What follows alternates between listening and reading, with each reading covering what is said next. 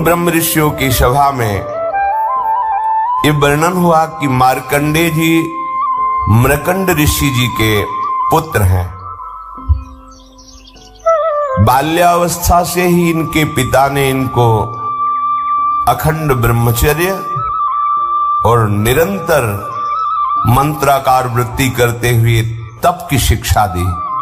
मार्कंडेय जी को मृकंड ऋषि ने जब से सुधि संभाली तो ब्रह्मचर्य का उपदेश किया, जितेंद्रियता का, मंत्राकार वृत्ति करते हुए घोर तपस्या का।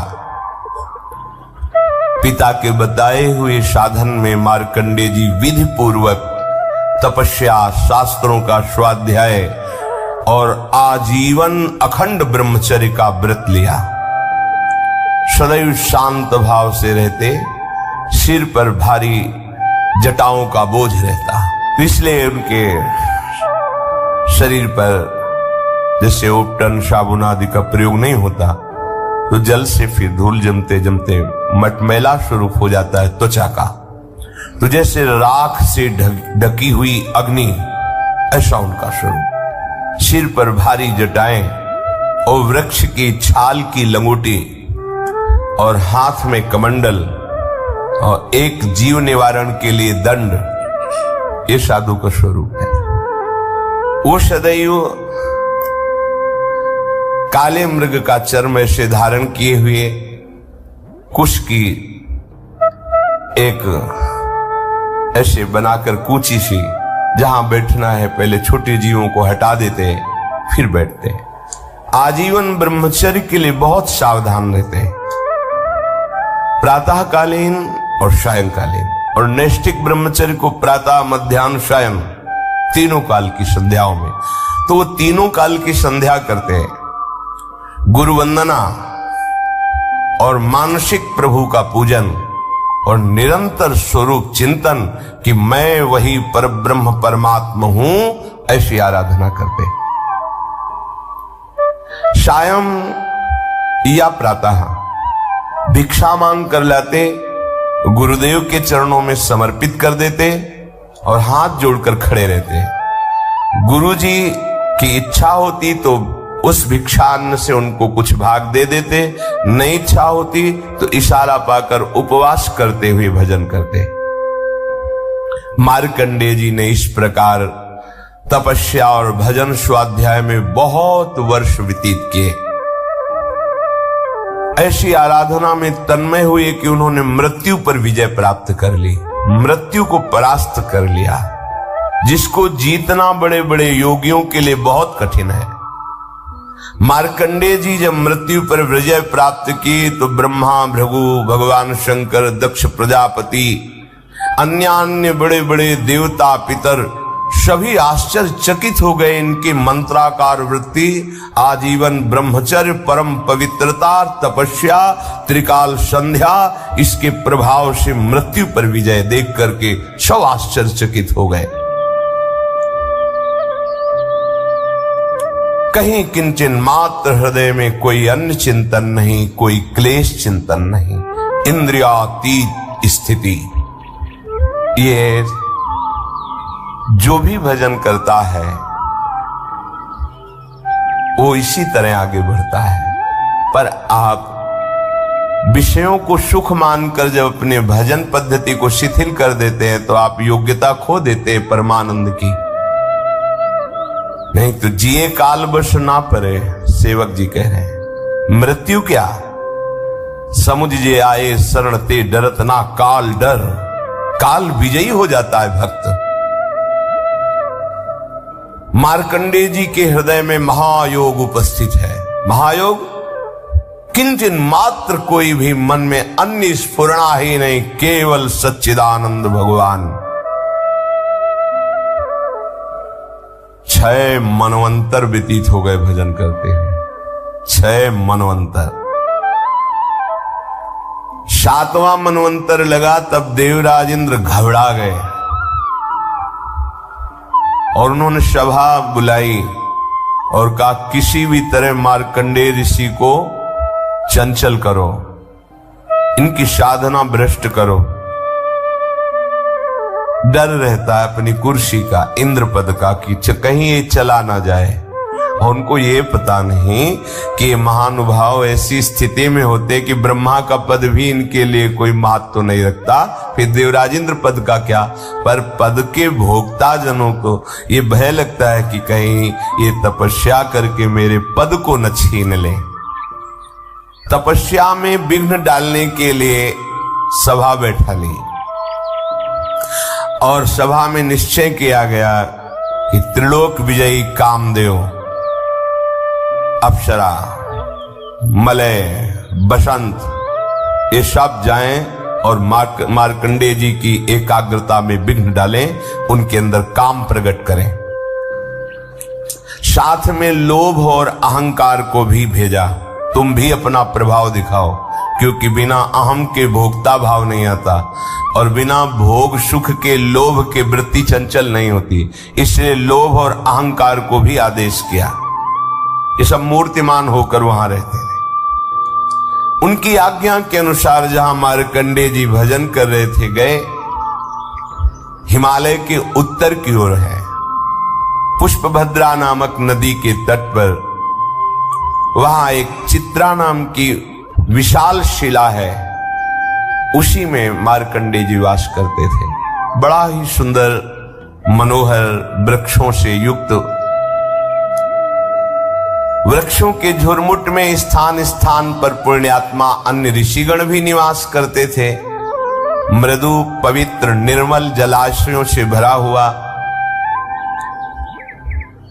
कहीं मतवाले भौरे गुंजार कर रहे हैं, कहीं कोकिला पंचम स्वर में कूक रही है, कहीं मतवाले मोर पंख फैलाकर नृत्य कर रहे हैं, कहीं मतवाले पक्षियों का झुंड कलरव कर रहा है। ऐसे परम पवित्र शांत मार्कंडेय मुनि के आश्रम में इंद्र के द्वारा भेजे हुए पहले वायुदेव ने अपना प्रभाव दिखाया। पुष्पों का सौरभ लेकर मंद मंद वायु, सुगंधित वायु, उन्माद प्रकट करने वाली आश्रम में चली।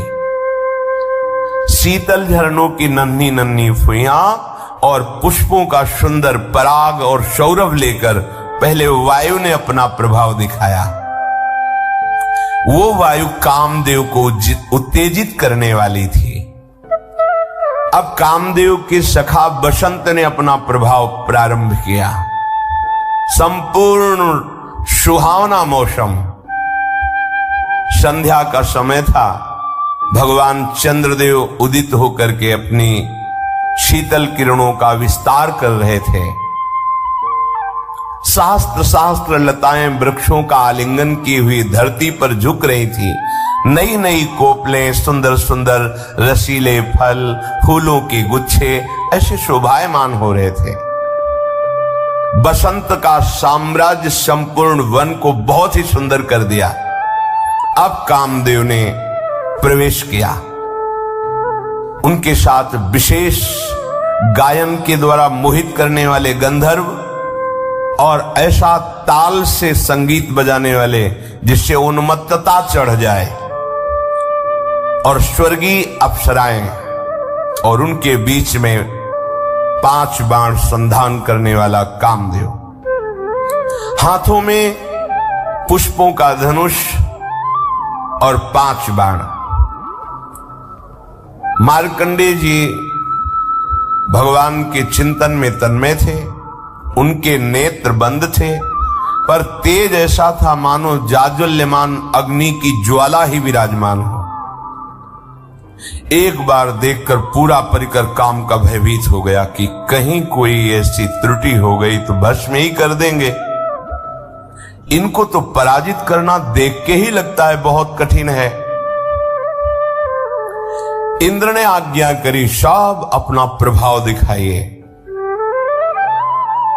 बहुत ही मनोमोहक उन्माद पैदा करने वाला संगीत बजने लगा। गंधर्वगण मन को लुभायमान करने वाले गान करने लगे और अप्सराएं नृत्य करने लगी। मृदंग, वीणा, ढोल आदि मनोहर स्वर में बजने लगे।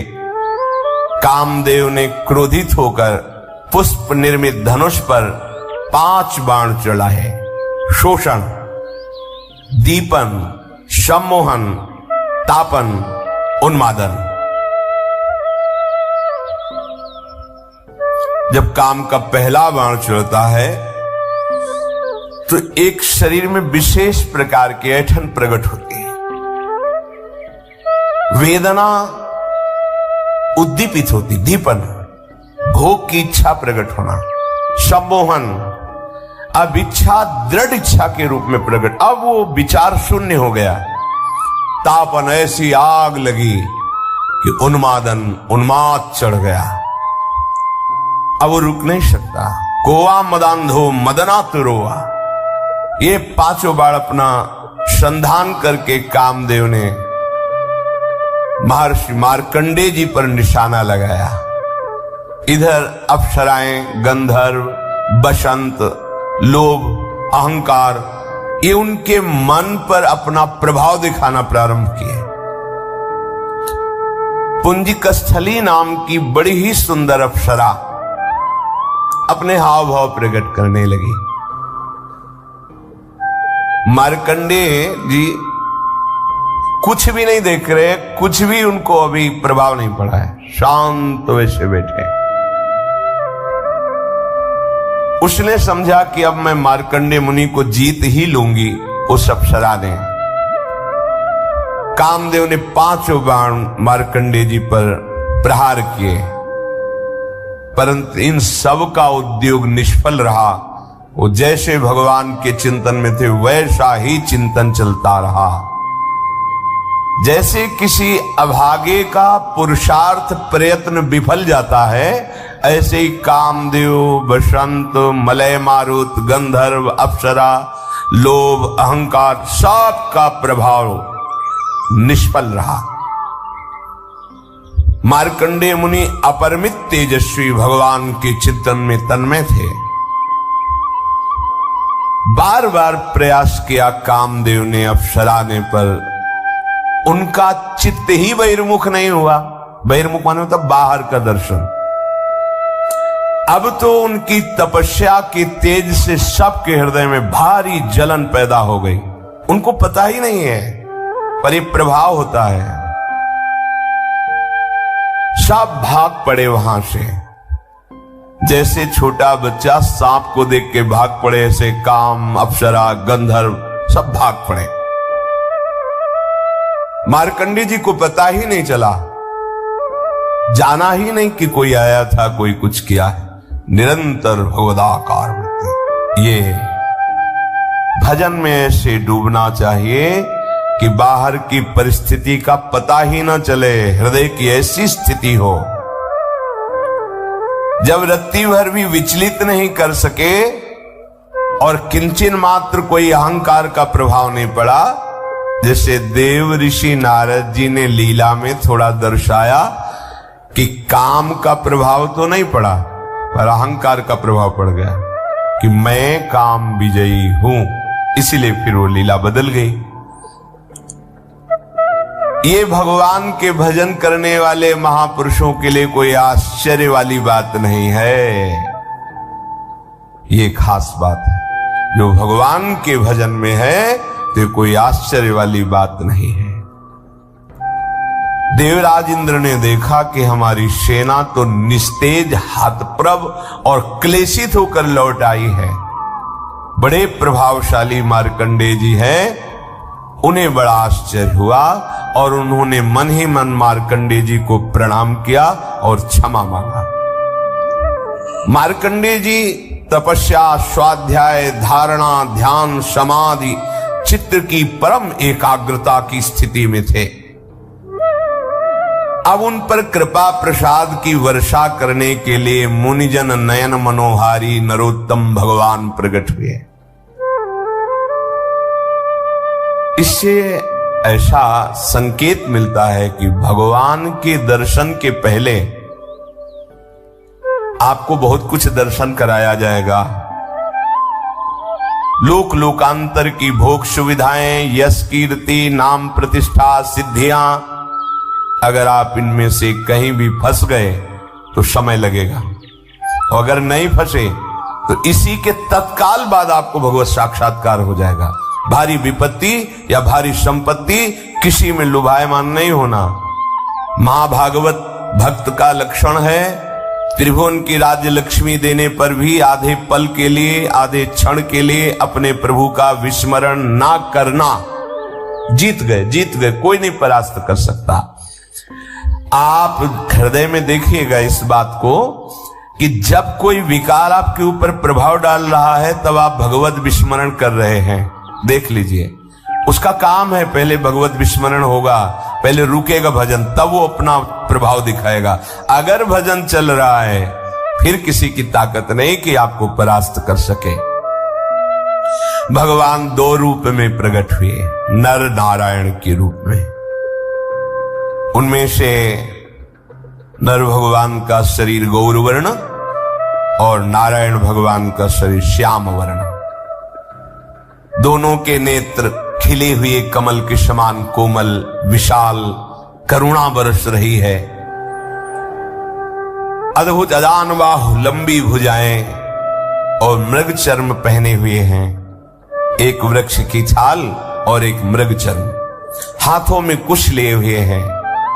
सुंदर यज्ञोपवीत धारण किए, कमंडल, बांस का सीधा दंड धारण किए हुए, कमल गट्टे की माला और जीवों को हटाने के लिए एक वस्त्र की कूंची लिए हुए हैं। ब्रह्मा इंद्र आदि के भी परम पूज्य भगवान नर नारायण ऐसे परम मनोहर रूप से प्रकट हुए कि मानो अनंत बिजलियां एक साथ प्रकाशित हो गई हो।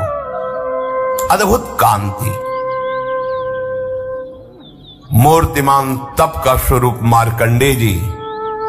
तो भगवान ने कहा, प्रिय, सम्मान्य ब्रह्मर्षि शिरोमणे, तुम चित्त की एकाग्रता और तितिक्षा, कष्ट सहने की सामर्थ्य को और संयम और मेरी अनन्य भक्ति को प्राप्त करके तुम सिद्ध हो गए हो। चित्त की एकाग्रता और कष्ट सहने का धैर्य और इंद्रियों का संयम और मेरी अनन्य भक्ति, इससे तुम सिद्ध हो गए हो। तुम्हारे इस आजीवन शुद्ध ब्रह्मचर्य निष्ठा को देखकर हम बहुत प्रसन्न हैं। तुम्हारा कल्याण हो। मैं समस्त वर देने वालों का भी वर देने वाला स्वामी हूं, इसलिए तुम्हें जो इच्छा हो मांग लो। मार्कंडेय मुनि ने कहा, देव देवेश शरणागत भयहारी, हे भगवान अच्युत, आपकी जय हो, जय हो, जय हो। हमने तो आपका जो साक्षात्कार पाया, दर्शन पाया, यही दुर्लभ वस्तु हमारे हृदय में थी कि हमें कब प्रभु के दर्शन मिलेंगे। प्रभु, अब हमारे हृदय में कोई इच्छा नहीं रही। आप चाहते हैं कि मैं आपसे मांगूं, तो फिर आपकी आज्ञा का पालन करना चाहिए। तो प्रभु, मैं ये देखना चाहता हूं कि आपकी माया क्या है, संपूर्ण माया को देखना चाहता हूं। ये माया चराचर जगत को कैसे भ्रम में फंसाए हुए है, ये मैं देखना चाहता हूं। इससे आपकी आज्ञा का पालन भी हो जाएगा। मार्कंडेय जी ने जब ऐसा कहा तो भगवान हंस पड़े, क्योंकि जब कोई मिला है तो यही मांगा है कि कभी माया अब हमें फंसाए ना, हमारे सामने ना आवे। और मार्कंडेय जी कह रहे, मैं देखना चाहता हूं क्या है आपकी माया, क्योंकि बचपन से भजन में लगे हैं, माया का कोई प्रभाव ही नहीं। तो क्या है आपकी माया, मैं देखना चाहता हूं। भगवान हंसते हुए कहा, ठीक है, ठीक है, ऐसा ही होगा, तुम देख पाओगे मेरी माया को। इसके बाद भगवान अंतर्धान हो गए। मार्कंडेय जी अपने आश्रम में रहकर इस बात का चिंतन कर रहे हैं कि भगवान कह रहे थे माया दिखाएंगे, अभी तक तो दिखाया नहीं। मार्कंडेय जी की जिधर दृष्टि जाती, चाहे सूर्य में, चंद्रमा में, अग्नि में, जल में, पृथ्वी में, वायु में, आकाश में या अंतःकरण में, अब उनको सब जगह भगवान ही भगवान दिखाई देते हैं। जित देखूं तित श्याममयी है। तो माया कैसे दिखाई दे? ऐसे हृदय में कहीं माया प्रवेश करती? कभी कभी उनकी प्रेम ऐसी दशा हो जाती है, शुभ प्रवाह करते हुए जोर जोर से भगवान को पुकारते, इतना प्रेम में डूब जाते कि अब आगे की दिनचर्या क्या है होश ही नहीं, क्या करना है कैसे करना है कुछ सुध ही नहीं। पर एक बात अंदर बनी रहती कि भगवान से कहा था माया दिखा दो, कह रहे थे कि ठीक है ऐसा ही हो, अंतर्धान हो गए। एक दिन की बात है कि वो पुष्पभद्रा नदी के तट पर आसन पर बैठे हुए भगवान का चिंतन कर रहे थे। उसी समय उन्होंने देखा बड़ी भयंकर आंधी आ रही है और बहुत ही गर्जना पूर्वक वो वायु बढ़ रही आंधी। इतने में ही देखा विकराल बादल आ गए, बिजली कड़क रही है और रथ के धुरे के समान मोटी मोटी धार जल की वर्षा हो रही। फिर मार्कंडेय जी ने देखा चारों समुद्र उफान में हो गए, पृथ्वी को निगलते हुए बढ़ते चले आ रहे हैं। आंधी के वेग से समुद्र में बड़ी बड़ी तरंगे, बड़े भयंकर भंवर और ऐसी जल की भयंकर ध्वनि की कान फाड़े डाल रही और विशाल विशाल बड़े बड़े मगरमच्छ मुंह खोले उस जल पे ऐसे। उस समय बाहर भीतर चारों ओर जल ही जल हो गया, पूरी सृष्टि जल में डूब गई। कहीं न पृथ्वी न स्वर्ग न ऊपर न नीचे कुछ नहीं, केवल जल ही जल और भयंकर बिजली की कड़कड़ाहट और वेग भरी आंधी। मार्कंडेय जी घबरा गए। जल प्रलय वाले स्वरूप में, जैसे महाप्रलय में जल की स्थिति होती, उद्भिद स्वेदा जंडा जरायु सब प्राणी जल में डूब गए। मार्कंडेय जी भयभीत उदास हो गए। देखो जहां स्वयं माया का प्रवेश नहीं हो सकता, वहां माया धीश के संकल्प से माया का प्रभाव। अब प्रलय समुद्र की भयंकर लहरें आंधी के वेग से जलराशि से बहुत ऊंचे तक उछल रही हैं। प्रलय कालीन बादल बरसते ही जा रहे हैं। दीप वर्ष पर्वतों के साथ सारी पृथ्वी समा गई, जल ही जल। पृथ्वी, अंतरिक्ष, स्वर्ग, ज्योतिर्मंडल, ग्रह, नक्षत्र, तारा, दिशाएं, तीनों लोक जल में। बस उस समय केवल महामुनि मार्कंडेय जी बचे हुए हैं, अपने आसन पर बैठे हुए, सब जल ही जल। अब भागे कि कहां जाऊं, ये तो बहुत बड़ी तरंगे समुद्र की हमको भी डुबा देंगी। आसन जो ही छोड़ा प्राण बचाने के लिए भागे, तरंगों ने उनको घसीट लिया जल में। अब बड़े बड़े मगरमच्छ टूट पड़े मार्कंडेय जी के ऊपर। बड़े बड़े तिमिंगल मच्छ उनको लील रह गए। हवा का झोंका, थपेड़े फिर उलट गए, जल में आ गए, फिर भटक रहे हैं, बेहोश हो रहे हैं, थक रहे हैं। तरंगों में कभी आकाश के समान उछलते, कभी नीचे चले जाते हैं। भयानक दुख।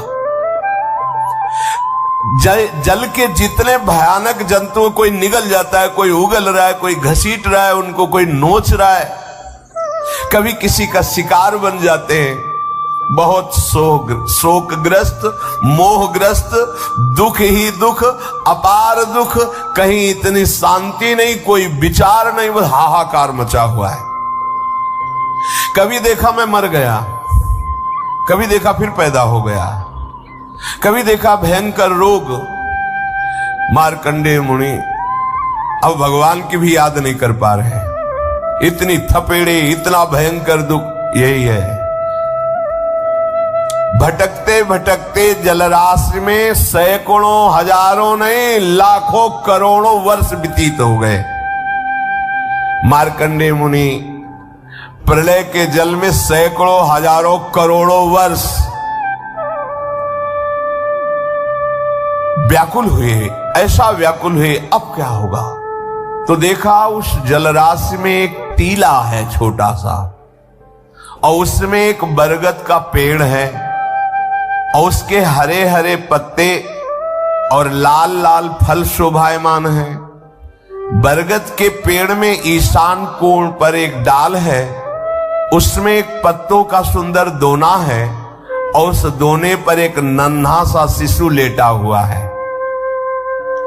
उसके शरीर से ऐसी उज्जवल छटा छिटक रही है जिससे आसपास का अंधकार दूर हो रहा है। उस शिशु के मरकत मणि के समान श्यामला शरीर, बड़ा सुंदर मुखारविंद, सौंदर्य फूट पड़ रहा है। गर्दन शंख के समान उतार चढ़ाव वाली चौड़ी छाती, सुंदर नाक, मनोहर भौहें, काली घुंघराली अलकें और श्वास लेने पर हिलती हुई अलकें। कानों में सुंदर कुंडल, ओंठों की बड़ी ही सुंदर कांति, और वो बालक देखकर मुस्कुरा रहा है। करारविंदेन पदारविंदम मुखारविंदे विनिवेशयंतम वटस्य पत्रस्य पुटे शयानम बालम मुकुंदम मनसा स्मरामि। भगवान बाल मुकुंद देखकर मार्कंडेय जी के घबराहट को मुस्कुरा रहे हैं, और इस मुस्कुराहट से बड़ा सुख मिला मार्कंडेय जी को। बड़ी गंभीर नाभि, छोटा सा पेट, पीपल के पत्ते की तरह चिकना, श्वास लेने पर बल पड़ जाता है पेट पर, नन्हे नन्हे सुंदर छोटे हाथ, छोटी छोटी अंगुलियां, और वो प्रभु अपने कर कमल से, दोनों कर कमल से दाहिने चरण कमल को पकड़ के उसका अंगूठा मुख में डाल के चूस रहे हैं। बाल गोविंद करारविंदेन पदारविंदम मुखारविंदे विनिवेशयंतम। मार्कंडेय मुनि ये दर्शन पाकर, जो अभी तक प्रलय की थपेड़ों में, जल के जंतुओं में क्लेश पा रहे थे, थोड़ा शांति मिली, थोड़ी थकावट मिटी, आनंद हुआ, हृदय प्रसन्नता की तरफ बढ़ा। अब मन में सोचने लगे कि ये बालक इतनी प्रलयकालीन जलराशि में बट वृक्ष के पत्ते के दोने में कैसे विराजमान है। तो सोचा चलो तैर कर इसके समीप चलते हैं, इससे कुछ पूछते हैं। तो अभी समीप पहुंच ही नहीं पाए थे कि शिशु ने ऐसा श्वास लिया कि मार्कंडेय जी उनके श्वास के साथ पेट में चले गए। जैसे अपने लोग लंबी सांस लें, कोई मच्छर आ जाए तो फिर सीधे ही चला जाएगा, ऐसे ही मार्कंडेय जी अंदर चले गए पेट में। और पेट में जाके देखा तो फिर वही आश्रम, उसी आसन पे बैठे, फिर वही प्रलय की जल राशि, वही वर्षा पेट के अंदर। अब विचित्र दृश्य देखकर आश्चर्यचकित हो गए। वो विचार नहीं कर पा रहे कि बाहर वाला दृश्य और अंदर वाला दृश्य क्या है। वही अंतरिक्ष, ज्योतिर्मंडल, पर्वत, समुद्र, द्वीप, वर्ष, दिशाएं, देवता, दैत्य, वन, देश, नदियां, नगर, खाने, ये सब का सब भगवान के उदर में देखा। मैया को भी दिखाया था। लालजू महाराज से कहते, दाऊ दादा ने कहता ने मिट्टी खाई, मुख खोल, छड़ी लगे, खोल मुख। मैंने नहीं खाई। वो खोल तो सोच रहे काहे को मुंह खोले, मैया डर जाएगी। दिखा, अनंत ब्रह्मांड भगवान के। कहां तक कहें, संपूर्ण विश्व अंदर पेट में परम सत्य दिखाई दे रहा है मार्कंडेय जी को। फिर दिखाई दिया कि हिमालय पर्वत, पुष्पभद्रा नदी तट पर आश्रम, वहां ऋषि, और वहां मैं भी बैठा हूं। वो सोच रहे हैं कि सत्य क्या है, बाहर वाला आश्रम, प्रलय की जलराशि, या अंदर ये सब।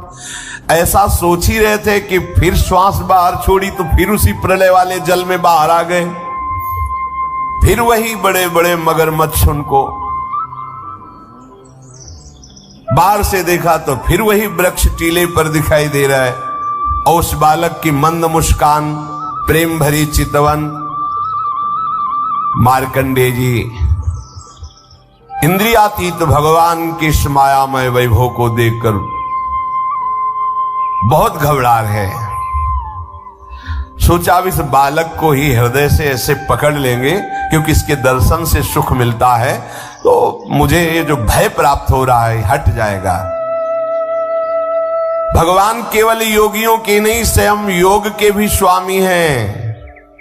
सबके हृदय में भगवान छुपे हुए हैं। कोई भजन करके ही उनको ढूंढ लेता है, बाहर नहीं, हृदय में भगवान है।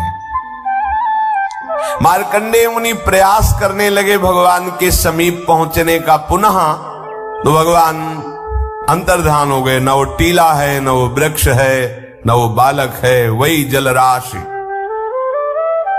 जैसे अभागे पुरुष का प्रयास असफल हो जाता है, ऐसे मार्कंडेय जी का ये प्रयास कि भगवान का आलिंगन कर लूं, हृदय से लगा लूं, निष्फल हो गए। तत्काल इतनी घबराहट पैदा हुई, पुकारा, हे हरि मेरी रक्षा करो, मुझे बचाओ। आंख खोला तो देखा एक बूंद पानी नहीं, आश्रम में कुछ आसन पे बैठे हैं, कुछ नहीं। कल्पों व्यतीत हो गए, कुछ नहीं, अभी तो आसन से भी नहीं उठे हैं, एक बूंद पानी नहीं। कोई कपड़ा ऐसे भी देख रहे हैं कि कहीं कुछ गीला, कुछ नहीं। यह है भगवान की माया। इसी को भगवान शिव कह रहे, उमा कहूं मैं अनुभव अपना, अपना अनुभव कह रहा हूं। सत हरि भजन जगत सब सपना। मार्कंडेय जी को माया ने क्या दिखा दिया? महाप्रलय, और पानी एक बूंद नहीं, सत्य एक भी नहीं, और दिखा क्या क्या दिया? यही है, यही है। गो गोचर जहां लगो मन जाई, सो सब माया जानो भाई। ये मेरा, ये तेरा, ये अच्छा, ये बुरा, कुछ नहीं। बोध संपन्न भगवान शिव कह रहे हैं, उमा कहूं मैं अनुभव अपना, सत हरि भजन। और ये सब सपना। सपना में क्या होता है? बहुत मारने वाले मिले, बहुत सजाने वाले मिले, बड़ी बाजार मिली, दुकान, परिवार, लड़का बच्चा और जगह कुछ नहीं। 100 में 100% झूठा, कुछ नहीं। सच्ची मानो, 100 में 100% झूठा, 1% भी सत्य नहीं। सत्य है तो भगवान है, ये नानात्व नहीं है। इसीलिए ब्रह्मसूत्र कहते हैं, ब्रह्म सत्यम जगन मिथ्या। मार्कंडेय जी जब देखा कि आश्रम पे खड़े हुए भगवान को बार बार प्रणाम कर, दंडवत शुरू कर, प्रभु प्रभु बस आपसे अब ये मांगता हूं, कभी ये माया मत दिखाना। अच्छे अच्छे को भ्रम, अच्छे अच्छे को भ्रम। एक बार सुदामा जी समुद्र स्नान करने द्वारिकापुरी में द्वारिकाधीश के साथ गए। बोले, प्रभु सुनते हैं आपकी माया बड़ी विचित्र है, ये है क्या माया? भगवान ने कहा, स्नान कर लेते, फिर आराम से बैठ के बात करेंगे। गए समुद्र में डुबकी लगाई। जो डुबकी लगाई तो एक नगर में पहुंच गए। वहां स्वयंवर हो रहा था। राजा ने देखते कि अरे तो श्री कृष्ण मित्र सुदामा है, चरण वंदना की। कहा, ओ भाग्य, हमारी पुत्री के लिए आप जैसा वर कहां मिल सकता है। ब्याह रचना हुई, महल में रहने लगे, बहुत वर्ष व्यतीत हुए, कई लड़का बच्चा हो गए। अब पत्नी मर गई तो जैसे अपने यहां था ना कि पातिव्रत धर्म से युक्त वो सती आदि का पूर्व में जैसा, ऐसा वहां था कि पत्नी मर जाए तो जबरदस्ती पति को जलाया जाता था उसकी शव के साथ। यहां जबरदस्ती तो नहीं था, वो अपने पातिव्रत धर्म के प्रभाव से योगाग्नि में, चिता में भस्म होती थी। पर वहां का नियम था जबरदस्ती, तुम चाहो या न चाहो, पत्नी मर गई तो उसके साथ तुम्हें भस्म होना पड़ेगा। सुदामा जी से कहा, हमारे यहाँ की रीति है बाप, तो उनको चिता में डालने के लिए 100 के साथ जब बांध दिया गया तब पुकारा, अये परम प्राण प्यारे मित्र श्री कृष्ण मुझे बचा लो। जो भी पुकारा तो भगवान ने इसे उठाया, बहुत लंबी डुबकी लगा लिए, उठो। बोले, प्रभु, बोले हाँ कुछ सेकंड से हम देख रहे हैं तुम उठ ही नहीं रहे हो। बोले, प्रभु सेकंड मिनट, अरे कितने वर्ष हो गए, ब्याह हो गए, लड़का बच्चा हुआ, तो हम चिता में जलाए जा रहे। बोले, यही मेरी माया है, कुछ नहीं है, कुछ नहीं। न नगर न राजकुमारी, तहां रमा न राजकुमारी, तब हरि माया दूर निवारी, तहां न रमा न राजकुमारी। ये बस मामे वे प्रपद्यन्ते माया में ताम तरंती थे। आपको सत्य लग रहा है, डर गए सुदामा जी कि अब तो चिता में भस्म ही होना, डर गए मार्कंडेय जी, इतने महामहिम जिनके आगे काम और अप्सरा सब भयभीत होकर भाग गए। कोई ऐसे कि नहीं त्राहिमाम शरणागत, ऐसी रचना रच देंगे कुछ नहीं है पर सब कुछ हो जाएगा। मार्कंडेय जी ने मन ही मन कहा, हो ऐसी अपार सामर्थ्यशाली भगवान की माया जो बिल्कुल असत्य है पर सत्य से भी बढ़कर लगती है। बड़े बड़े विद्वान इसी के आकर्षण में अपने जीवन को नष्ट कर देते हैं। गंवार नहीं कहा, विद्वान कहा है। बड़े बड़े विद्वान इसी माया के खेल में अपने जीवन को नष्ट कर देते हैं। हे शरणागत वत्सल, आपके चरणों का जो आश्रय ले लेता है, आप जिसे अभय दान दे देते हैं, वही इस माया से मुक्त हो जाता है। मार्कंडेय जी भगवान के चिंतन में पुनः तन्मय हो गए। शेष चर्चा आगे। श्री राधा वल्लभ लाल।